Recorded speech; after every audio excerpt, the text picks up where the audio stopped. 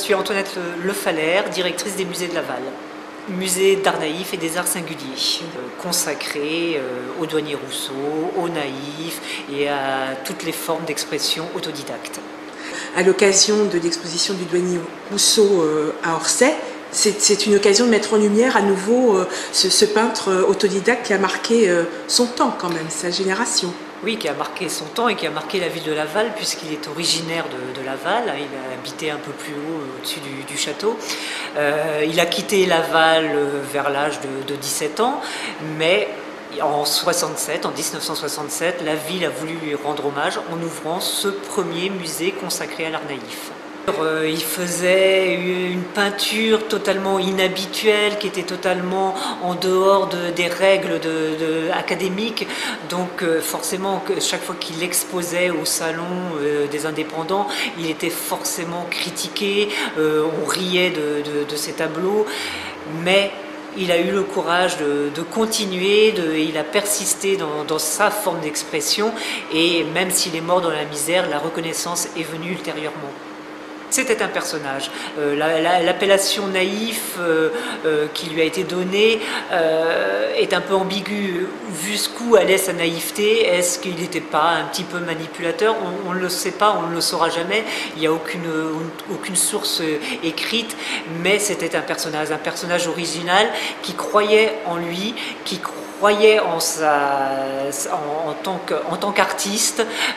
Il a bien dit à Picasso qu'il était l'un des grands maîtres avec Picasso dans le genre égyptien et lui-même dans le genre moderne.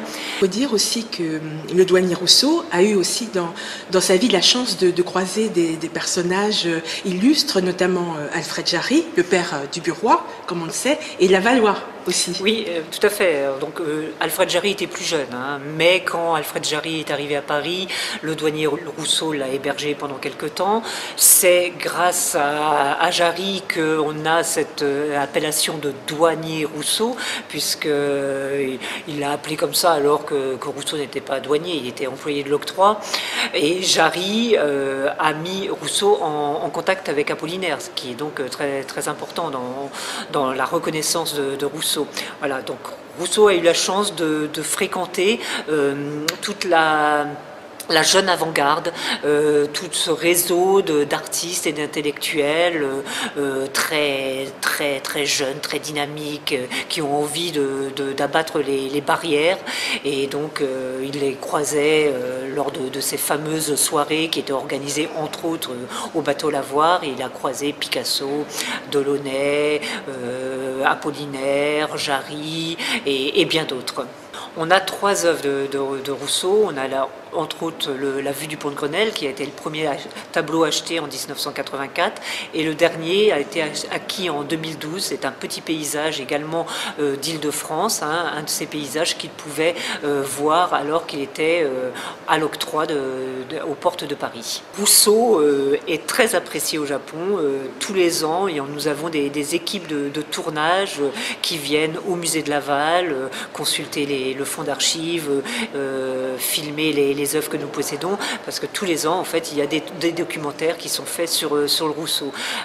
Pourquoi cet attachement à Rousseau, je ne sais pas. En fait, c'est peut-être parce que c'est un monde imaginaire qui leur parle, une sensibilité qu'ils comprennent.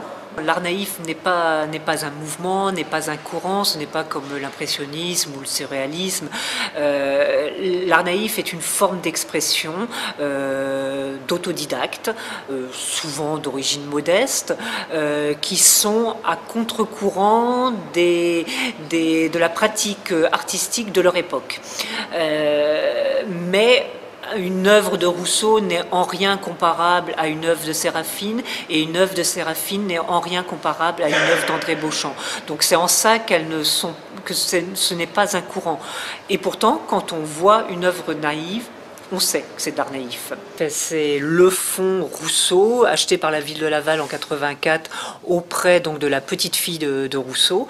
Un fonds qui contient donc des factures, des lettres, des photographies, quelques objets.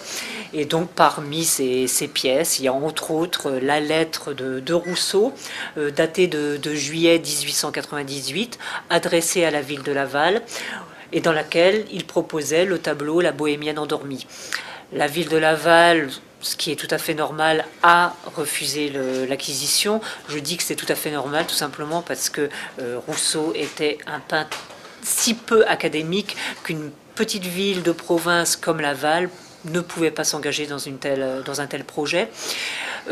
Pour l'anecdote, Paris avait également refusé l'acquisition et le tableau est parti aux États-Unis. Toute l'actualité, toute l'année, toute la France. Compatible sur votre mobile.